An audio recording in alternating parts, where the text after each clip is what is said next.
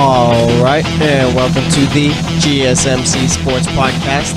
This episode is brought to you by the GSMC Podcast Network, and as always, I am your host, Jesse Tapia. All right, so it's Friday. What is it, the 23rd, I believe? Yes, 23rd. Let me tell you how the show is going to go down today. We're going to start off talking about the Marcus Peters trade. All right, we're going to spend the first segment talking about that, talk about what it means for the Rams, talk about what it means for the Chiefs, talk about what it means for Marcus Peters. All right, so we'll be doing that. Second segment, we'll be talking about the NBA games from last night. Finally, the NBA has returned. All right, it's been about not a whole week, but I mean from Sunday to Thursday, it's quite a long time going without NBA games. So yeah, we got those back. Talk about the Cavs losing to the Wizards. All right, believe it or not, the new look Cavs can be beaten. So we'll be doing that. For the third segment, we're going to talk about the good old NCAA. All right, we'll be doing that. Little FBI probe or whatever it is that they're doing. They got some names and they got some school names, okay? They ID'd some people who are getting paid a lot of money, past players, and they had schools on there too. So we'll be talking about that. It's about time, Coach K, that they found out Duke was doing something, all right? And not like Duke, like it's not like official or anything like that. Duke's name is on that little paper thing, whatever that they're doing. All right, so we'll be doing that. And then for the fourth segment, now, like I said, the NBA is back. We will be making my picks once again for the games going on tonight, as we did yesterday. And we'll be talking about anything else going on in the world of sports. Not really sure what else is out there. I mean, maybe we'll talk about the Olympics. Let's look at the quick medal count right now. Let's see if the US of A is doing any better. So let's see, you still got Norway in first with 37 medals. Then Canada with 27 medals took the lead in second. Germany with 26. The USA with 21. Netherlands with 18. France with 15. And the team I'm rooting for, the Olympic athletes from Russia with 14 medals. All right. And yeah, that's pretty much how the show's going to go on today. So let's get it started. Let's talk about Marcus Peters going to the Rams. So, I mean, I'm good. I had class earlier today. I get back from class, take a little nap, just to get ready for the shows and all that. And I wake up, and sure enough, Marcus Peters is now on the LA Rams. Okay? And, I mean, on paper, it looks like the Rams obviously got a steal out of this because you got one of the best corners in the league for only a few picks. I think it might be a first-round pick that they're sending back. I got to double-check that. Let me see if I could find the compensation because I don't think it has – because the trade doesn't go through until March 14th, so it hasn't been, technically, it's not official yet. So I guess we're still not sure what Kansas City's getting. Let me see if I can find that real quick. Let's see. Chiefs trading him. There's no set thing on the draft pick, so I'm not sure yet what draft picks they're getting, but I gotta imagine that the Rams have to be giving up at least a first round pick for Marcus Peters. The Chiefs don't have a first round pick in this draft, so I think that makes sense for them to do it there. So I think, yeah, like I said, no one knows yet, or I'm sure someone does, but I don't know how many or what picks are going to Kansas City, but either way, like I said, it's probably gotta be a first round pick since Kansas City doesn't have theirs. So why would Kansas City do this? Okay. Traded for Kendall Fuller. Got him in the Alex Smith trade from Washington, and it was looking like it was going to be him, Peters, as the two boundary cornerbacks, all right? Two quarterbacks on the sidelines. They got rid of Darrelle Revis. I mean, that's not really news, though, I guess. That has to do with anything. But either way, yeah, they got rid of Darrelle Revis, obviously, so they could have Kendall Fuller come out. All right, so it was looking like Kendall Fuller and Marcus Peters were going to be the starters, but now he's gone. So why do we think he's gone? I've been seeing writers and analysts on ESPN and all those other websites talking about how it's not so much, obviously it's not Marcus Peters' play is what's getting him traded. It's his off-the-field little stuff.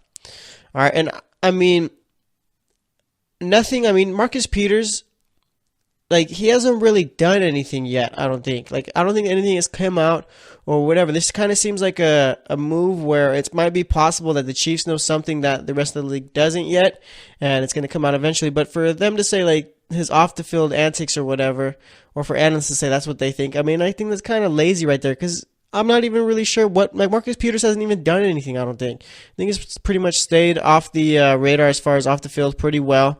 I don't think he's ever been arrested or anything like that since he's been in the NFL. And I'm not even sure about before that, and I highly doubt he was before that. So I feel like the whole, trading him because of his off-the-field antics is a type of cop-out there. All right. And as far as what the Chiefs are doing, I mean, it looks like they're trying to do a little mini rebuild in this offseason. All right, you're getting rid of Peters. You got rid of Smith. You're getting rid of Derek Johnson, even though like I understand that because he's really old. I don't know. I kind of don't get what they're doing with getting rid of Marcus Peters. All right. I mean, maybe it's a locker room problem, and that's what I've been seeing people say too. It's more like a locker room problem rather than an on the field problem. But either way, I mean, I don't know. I mean, I guess now that I think about it, I guess it makes sense. Like if Marcus Peters, like if it's what's coming out is true, and like it's pretty much just because he was a locker room he was a problem in the locker room and all that, then I understand that.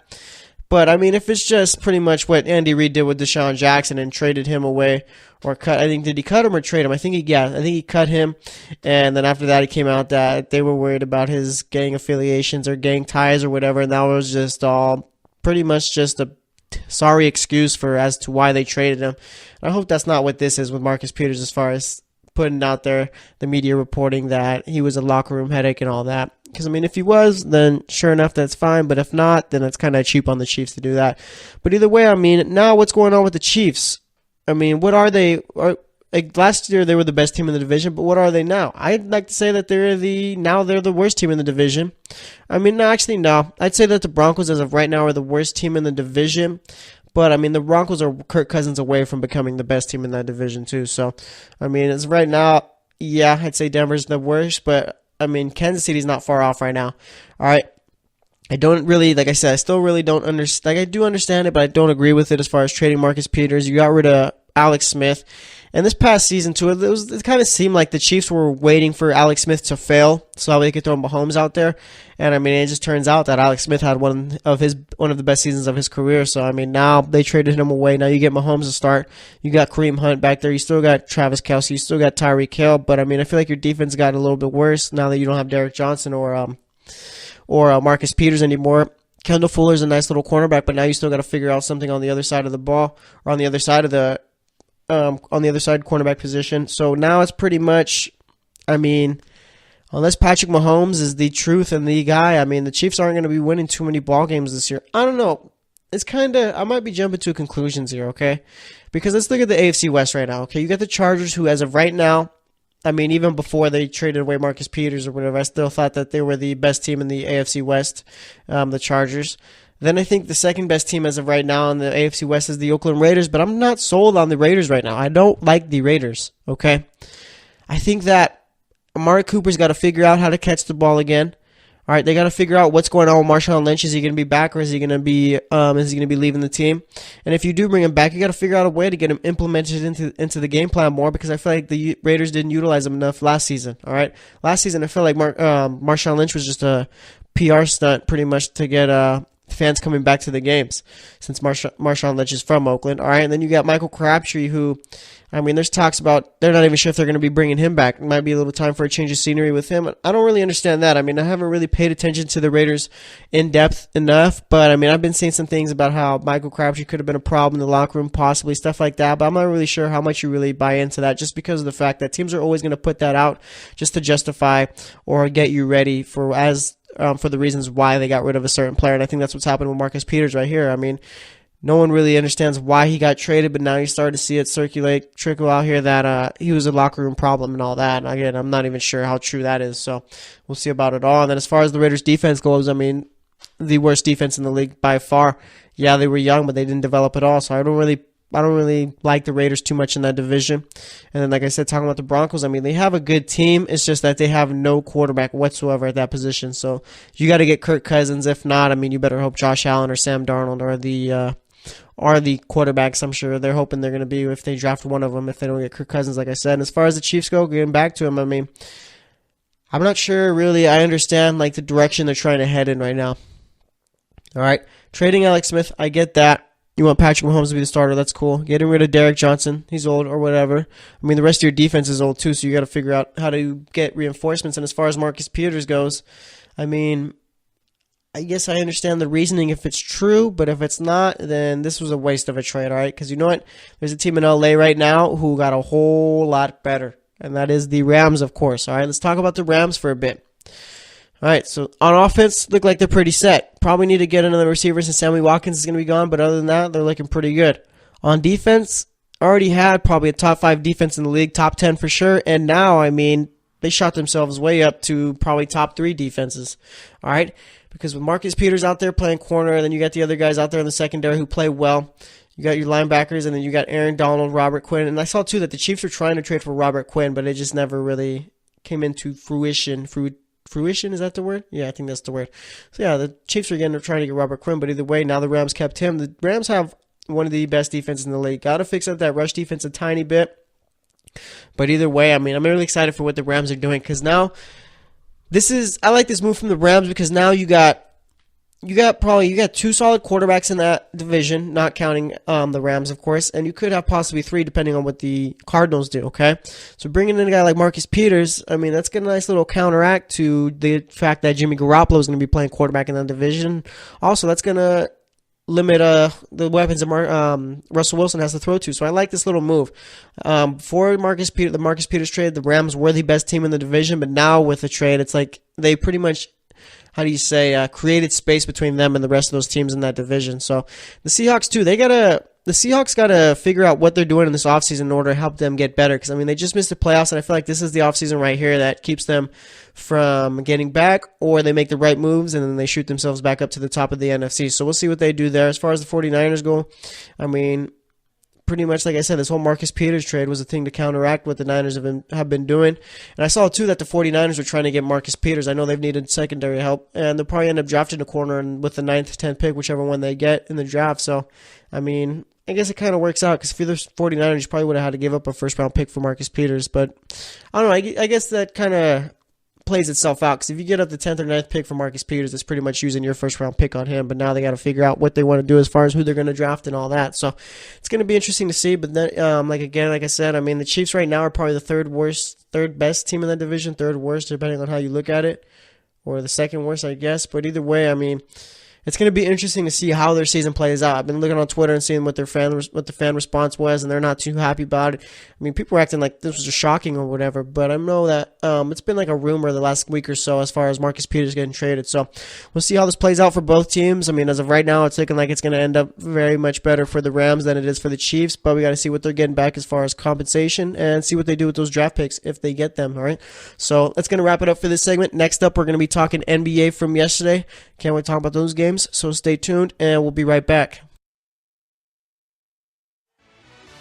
Are you looking for the very best NFL and college football podcast? Then check out the GSMC Football Podcast. Get the latest football news both on and off the field. From the NFL Draft to trades to the rumor mill to the NFL Combines. They got you covered. That's GSMCpodcast.com/football-podcast. Get updates on college rivalries, game day insights, and much, much more. It's football talk the way you want it. This show eats, sleeps, and breathes football. Don't forget to like them on Facebook and follow them on Twitter. Visit GSMCpodcast.com for more info.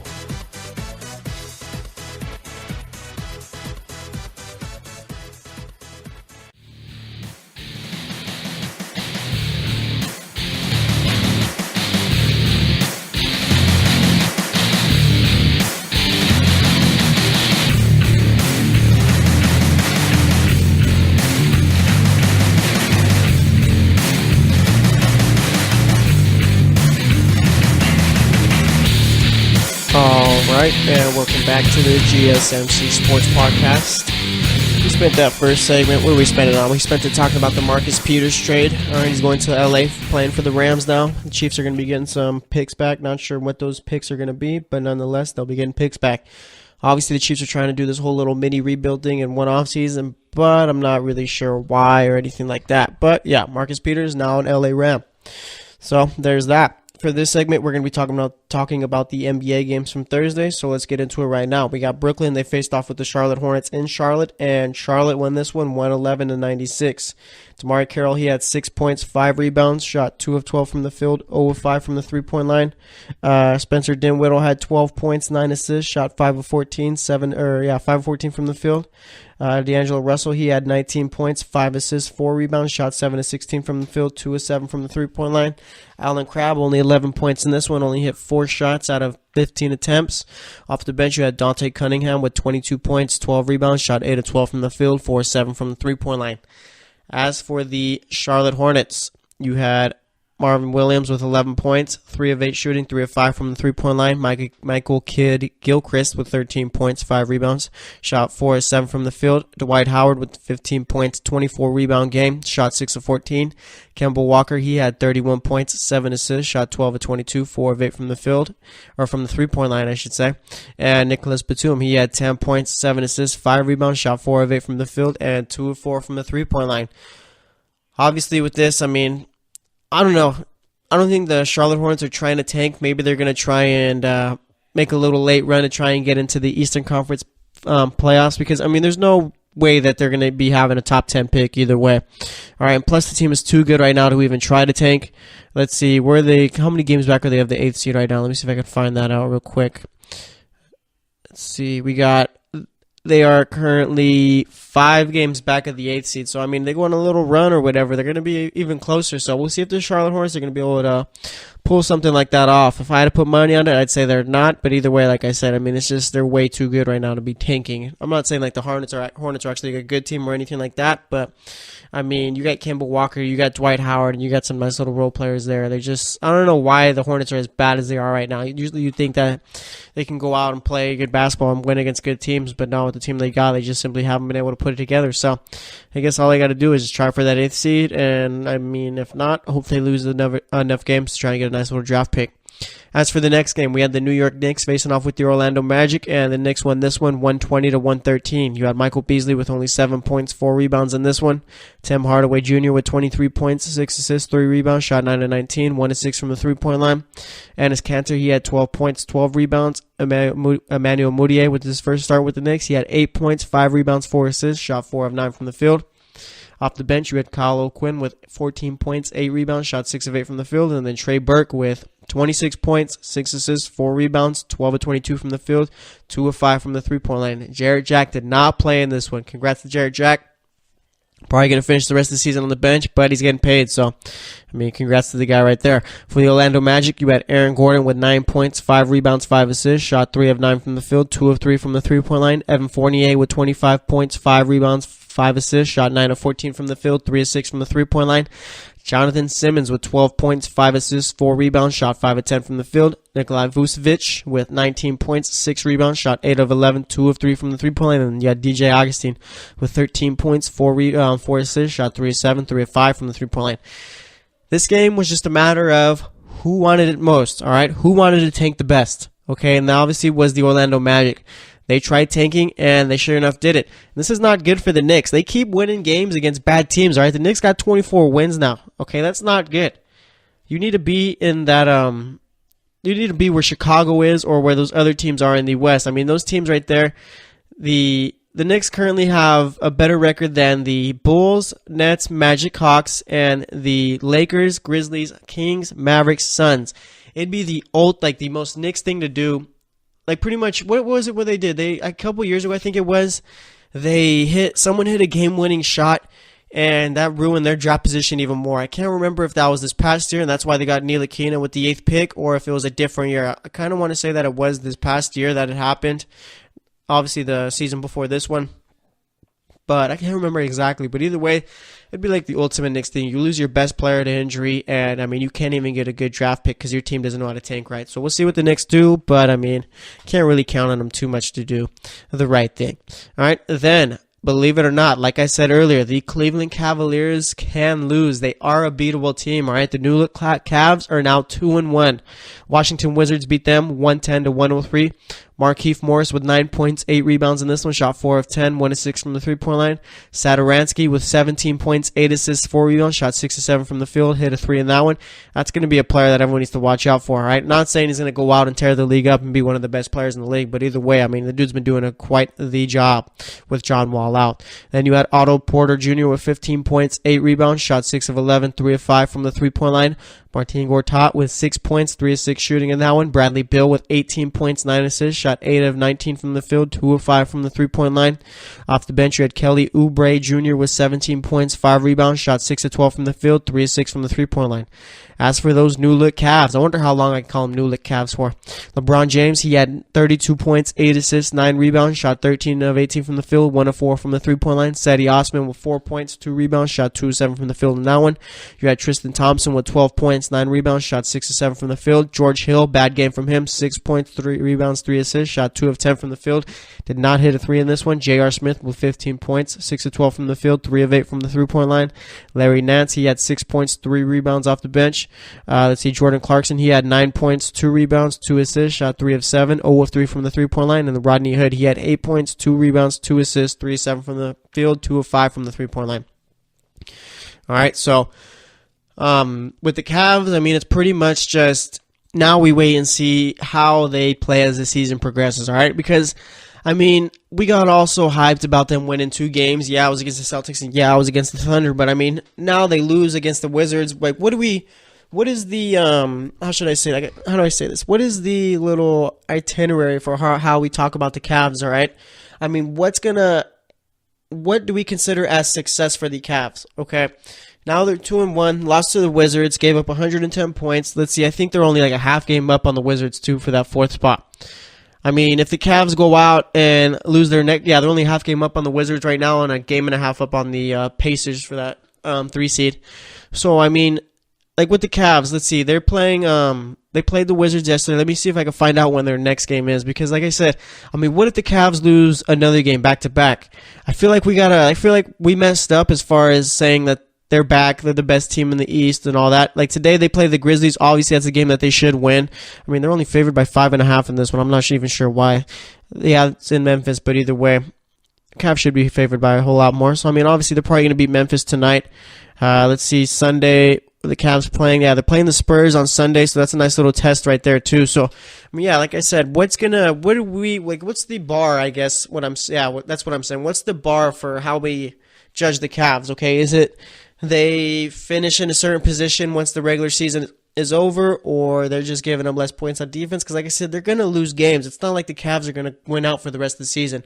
Chances are they're probably still going to finish with the 3rd best record in the East and even possibly fall down to 4. I'd see that happening more. I think that's more of a possibility than them moving up into the number 1 spot in the East. I don't really, this is tough. I think that as of right now, I guess we could consider them the 2nd best team in the East ahead of Boston, who's I think is the 3rd best. But I mean, I still don't see this Cavs team as one who's going to make a lot of noise or really do much.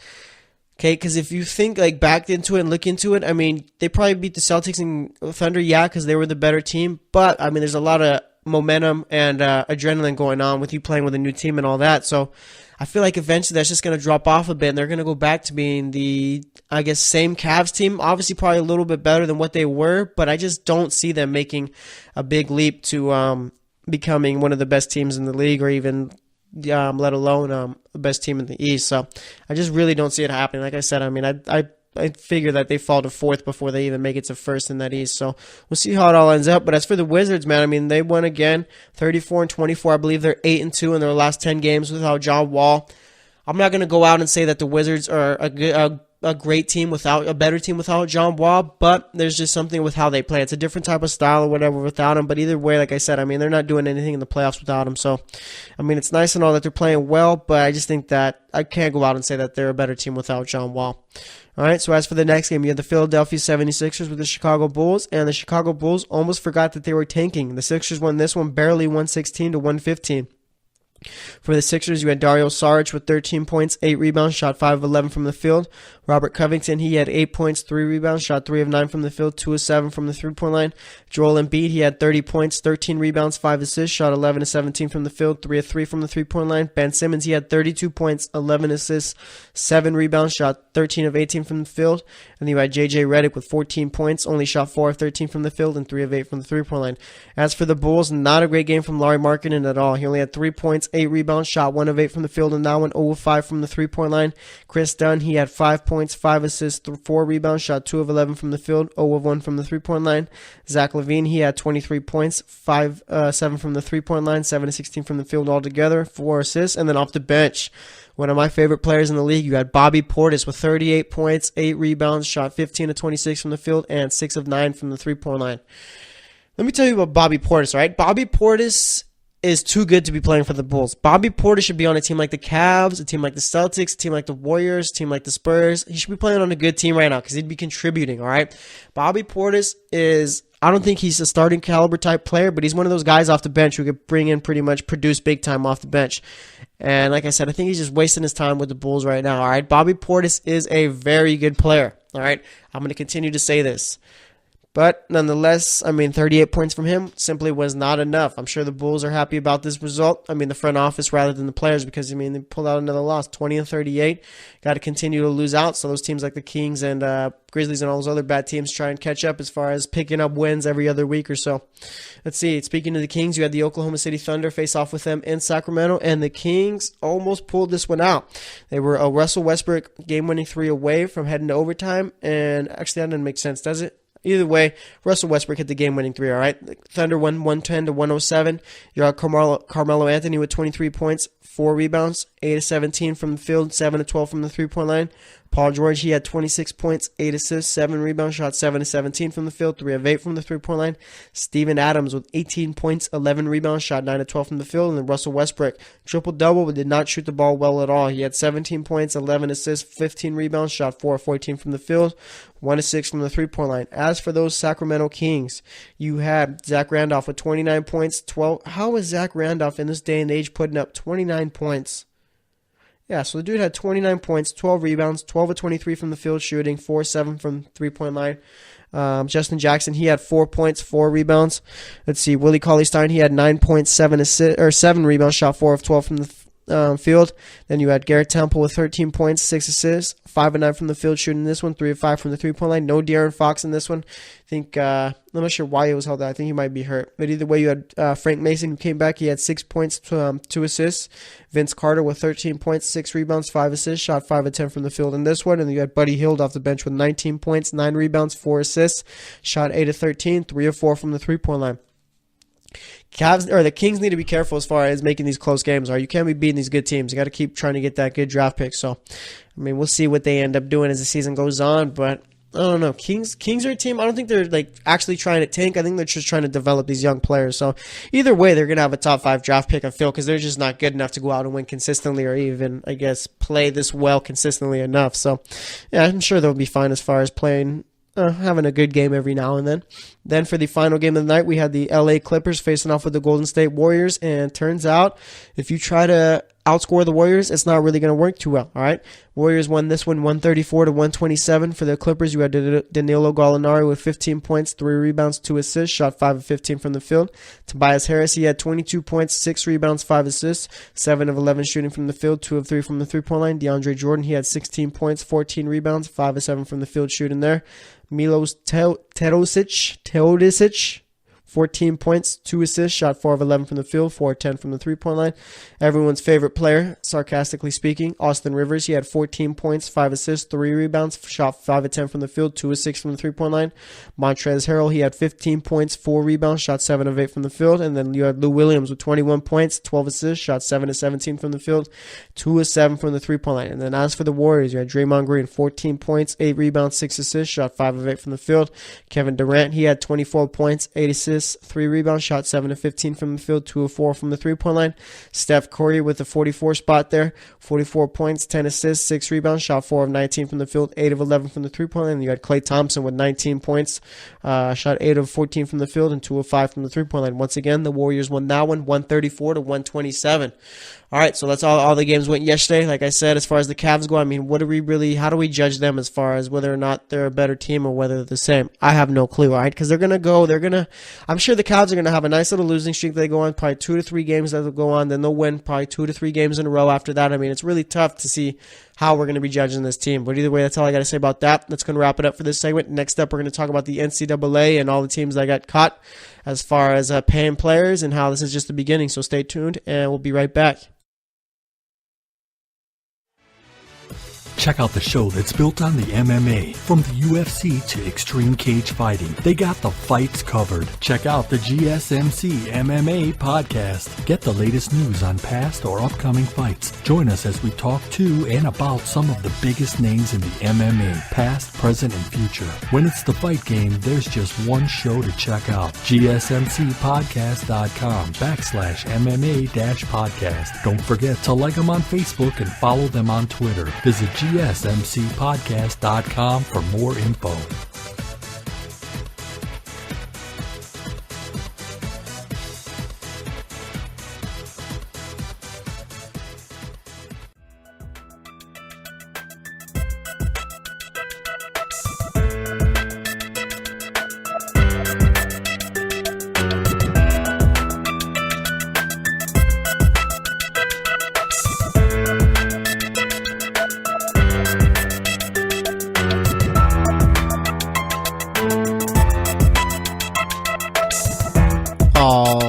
And welcome back to the GSMC Sports Podcast. All right, today we've talked about, what have we talked about today? Talked about Marcus Peters coming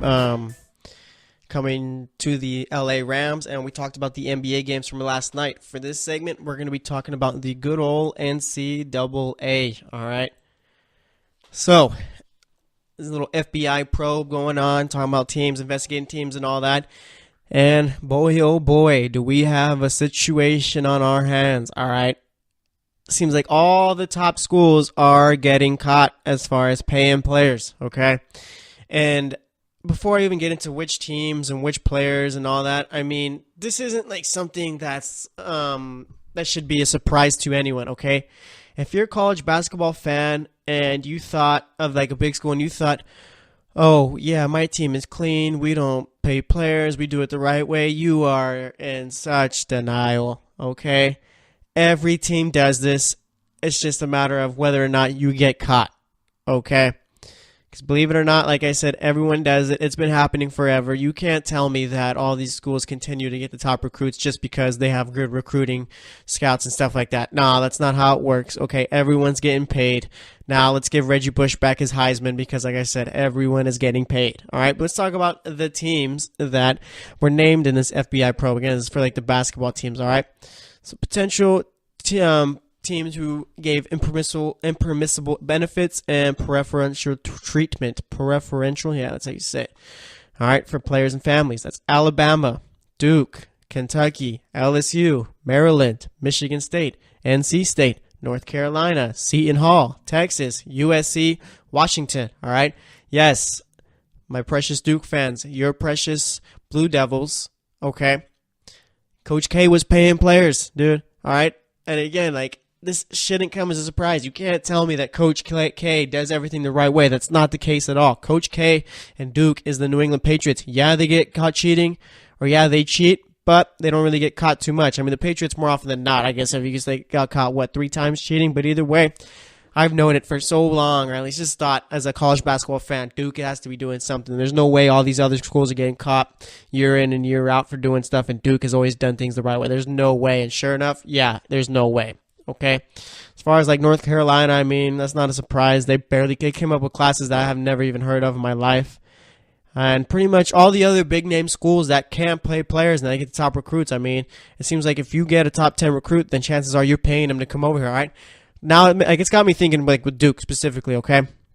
If they're already paying players, just imagine how much money they're paying Zion Williamson and all those 2 other top 5 recruits. I think they got. I think they got like 5 or 4 top 10 recruits this season, or was it 3? I can't remember exactly, but I mean, you think those guys are coming to play just so they can be at Duke? You think that's just the case right there? That's not how it works anymore, dude. These little millennial kids are starting to get smarter, all right? Whoever's offering me the most money, that's where I'm going. And sure enough, I'm sure that's how Duke got all those top recruits there, okay? Let's see. There's a little agent, too, an ASM Sports employee, Christian Dawkins. He had expense reports seeking reimbursement for thousands of dollars he paid to college and high school players plus their families. All right. Those teams that fall in there are Clemson, Kansas, Louisville. Oof, Louisville's in trouble. Michigan State, South Carolina, Texas, good old USC, Utah, Wichita State, and Xavier. All right. And then there's schools. This is like a little ESPN article right here. It's got it all lined out, okay? There's schools that had meetings with Dawkins: Alabama, Creighton, Duke, Iowa State, Kentucky, North Carolina, Notre Dame, Texas, Vanderbilt, Virginia. All right. Schools with active players who are being paid: Alabama, Colin Sexton; Duke, Wendell Carter; Kentucky, Kevin Knox; Michigan State, Miles Bridges; South Carolina, Brian Bowen; Texas, Eric Davis Jr., and USC, Benny Boatwright. And then there's schools with former players that are implicated in this FBI probe: Clemson, Creighton, Iowa State, Kansas, Louisville, LSU, Maryland, NC State, North Carolina, Notre Dame, Seton Hall, Utah, Vanderbilt, Virginia, Washington, Wichita State, Xavier. All right, and then there's a bunch of names to know, okay? Let's see. Andy Miller was an NBA agent, and he was the founder of ASM Sports. He's a big part of this little probe. And then you got Christian Dawkins, who worked with ASM Sports and was a tournament director for the AAU. Let's see. Dennis Smith Jr., that guy got paid $43,000 to play at NC State. Isaiah Whitehead, who is now on the Brooklyn Nets, reportedly got a 5-figure payment while at Seton Hall. Bam Adebayo, the Heat center at Kentucky, he was getting paid. Markelle Fultz got $10,000 from Washington. Kyle Kuzma, I think he got near $10,000 with Utah. PJ Dozier, Josh Jackson, you got, let's see. Oh yeah, Josh Jackson, his mom got $2,700 from one of the agents. And let's see, any other players that I'm missing out here? I think there's a bunch of other ones that you could talk about. But either way, I mean, wow. Wow. I have no clue how this ends up. And again, this isn't just like the final report or anything. This is just the beginning of it all, okay? There's going to be so much more coming out. And, I mean, the NCAA has a bit of a situation on their hands, too. How do you punish these teams? How do you punish the Dukes? How do you punish the North Carolinas? How do you punish Michigan State? How do you punish the USCs and Kentucky's of the college basketball world? And if you notice when I was saying the Dukes, the North Carolinas, I feel like that makes me sound more sophisticated, smarter with my argument. All right, but either way, getting back to it, yeah, how do you punish all these teams? Okay, because let me put it this way. All right, they took away scholarships and wins from Louisville for Rick Pitino having strippers come with his players and stuff like that. All right, or dancers. That's the correct term. Okay, and then now you got teams or schools who are paying players crazy amounts of money, I guess, for them being amateurs and all that, to come play for their schools, all right? Giving their parents money for whatever it is, all right? How do you punish that? Are you just going to take away wins and scholarships, or are you going to ban them from postseason play, okay? Are you going to ban Kentucky, Duke, North Carolina from playing in the NCAA tournament? I mean, look at these teams, okay? This isn't just like banning Wichita State or Xavier. You can get away with that, but are you going to be able to ban a Duke team, a Kentucky team, a Maryland team, Michigan State, North Carolina, Seton Hall, who's always in there, Texas, USC? Are you going to be able to name or ban those schools that bring in a ton of money to your program? All right, the NCAA is in big trouble right here, because if they do that, and they ban those teams from postseason play, they're going to be losing a whole lot of money. Because I'll tell you this much, all right, I don't want to watch. And I think Villanova was a team that was named in here too. But either way, I don't want to. Let's see. Oh, there's teams too. Auburn, Arizona, Oklahoma State were also teams that were implicated with the original charges last September. All right, so. I mean, like, what do you do? How do you punish this? I have no clue how. I'm not sure if you just pretty much say, you know what, we're just gonna, because like, you can't, like, the NCAA is gonna lose a ton of money if they punish these teams. Like I said, take them away from postseason play or whatever.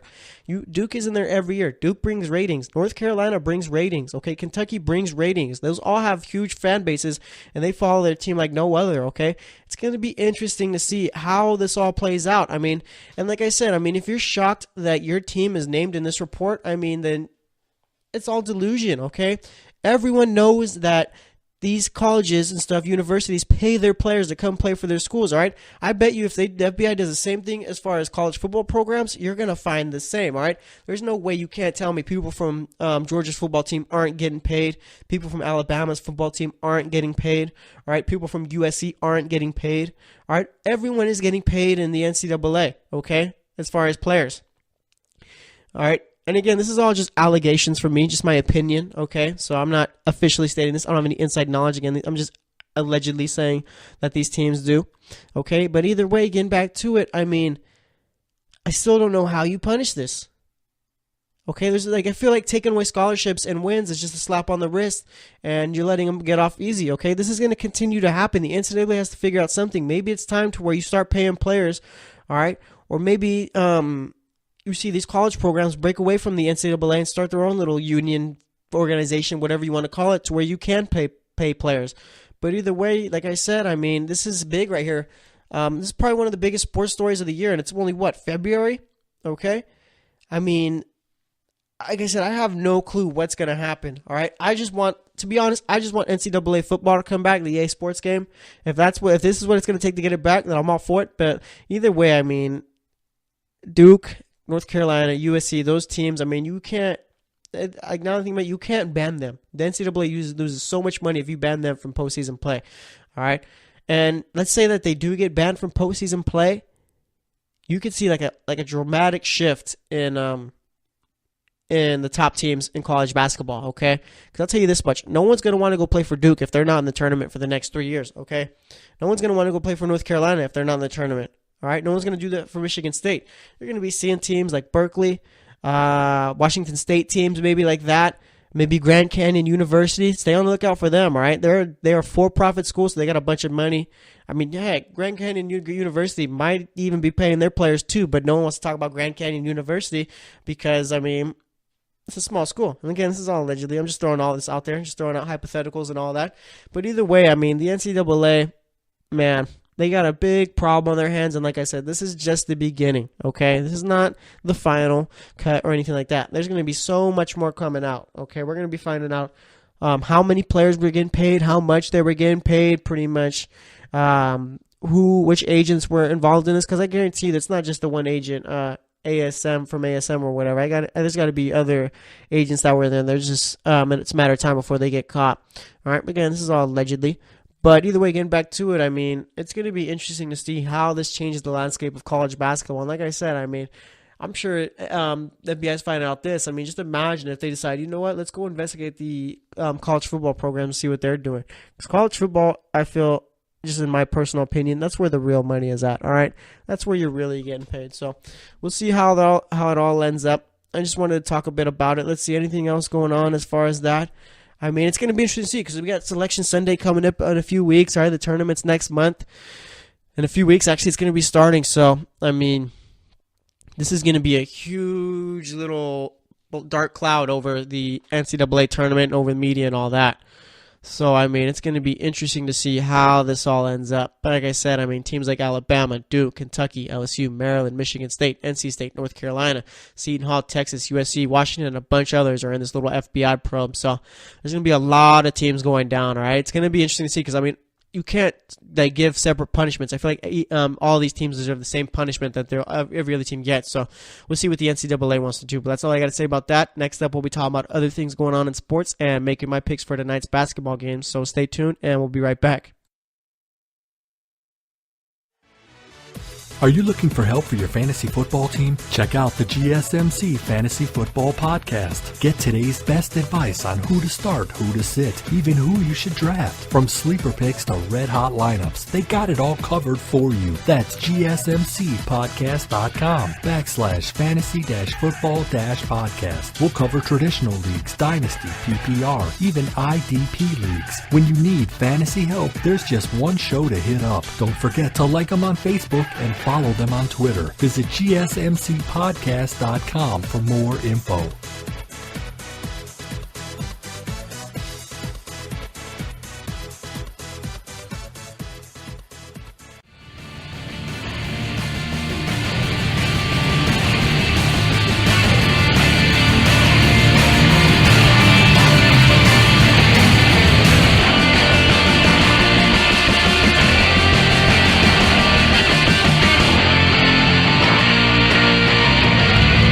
All right, and welcome back to the GSMC Sports Podcast.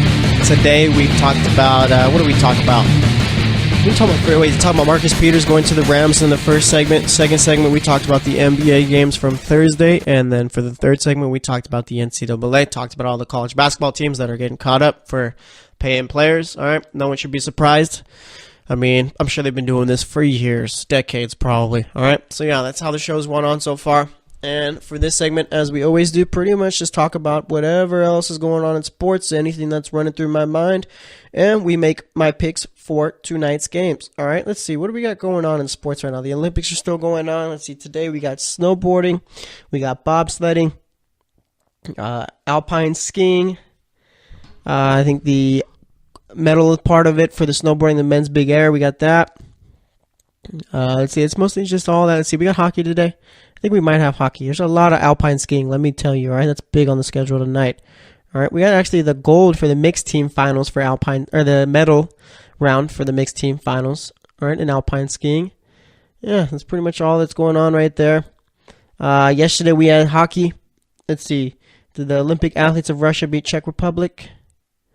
Let me see if I can find the scores. Let's go. Ice hockey. All right, let me see. Yeah, once again, the women's team won the gold medal match against Canada. That's big for our country right here. Let's see. Where's the score is at for it? I got to find it exactly right here. I think the men's hockey is going on tonight, I believe. Yeah, I think that's going on tonight. Yeah, Canada and Germany tonight, I believe. Then you got Czech Republic versus Olympic athletes of Russia. All right, so that's going on tonight. Like I said, you got alpine skiing and snowboarding, all that other stuff going on, starting to reach the end of it. All right, we got a bunch of other events going on tomorrow. But let's see, anything else going on in the world of sports? I don't know. I think it's been a pretty slow news week, I feel, besides the whole NCAA thing that we covered earlier. I mean, we talked about Kawhi Leonard choosing to stay out from his injury. The Rams got Marcus Peters. We talked about that. But other than that, I mean, everything's been pretty slow. So I think, let's see how Tiger Woods is doing. Tiger Woods made the cut. He's at let's see what Tiger Woods is doing right now. I know he was 4 shots off the lead yesterday, which was Thursday. But let me see if I can find his score today. And he might not even be done as I'm shooting this. Let's see. Tiger Woods, where you at? You are... Yeah, he's at a +1 today. Finished his round today. Let's see. Yeah, so he's at a +1, and the leader's at a -3. So let's see. Quick math. Even 1, 2, 3, 4 shots off the lead still, I believe. All right. I was never good at math, so don't judge me. But anyway, that's how Tiger Woods is doing. And I mean, Tiger Woods last week didn't look too good. He missed the cut, but I guess this weekend, for the 2 rounds of golf he's played so far, he's looked pretty good. So, I mean, if Tiger could pick it up, maybe possibly pull out a winner, if top 5 finish, that'd be good for him. Even probably top 10. Let's see. The purse for this is nearly $7 million. I gotta learn how to golf. All right. Last year's champion for the Honda Classic was Ricky Fowler. And let's see. Yeah, Tiger Woods is he's 4 shots off the lead. Let's see. Anyone else notable out there? Not really. Either way, that's how golf is going. All right. We got, let's see. Oh, yeah, with the Red Sox, they still haven't made the JD Martinez signing official. All right. He's still trying to figure out his little physical stuff and all that. So, I mean, I don't know. It might be a little unnerving for Red Sox fans and pretty much the Red Sox front office. They got to get this whole Martinez signing through. Because if not, that's going to really mess with them as far as their little rivalry with the Yankees. Because, I mean, people are saying now that the Red Sox probably do have the better team than the Yankees. I know the Yankees got Stan and all those big hitters, but I think all around as far as the team goes, the Red Sox are pretty much where they need to be as far as trying to compete with the Yankees, right? I still think the Red Sox are the favorites to win that division. They won it the last 2 years. So we'll see how it all ends up with the whole JD Martinez thing, all right? So I think now it's time to talk about the games going on in the NBA tonight. All right, let's see. What do we got going on today? We got 1, 2, 3, 4, 5, 6, 7, 8, 9, 10, 11 games going on tonight. Lonzo Ball will be playing with the Lakers tonight, so I'll be watching that one. Let's see. First up, we got the Celtics facing off with the Detroit Pistons in Detroit. Boston's only favored by 2 points in this one. Marcus Smart's going to be back.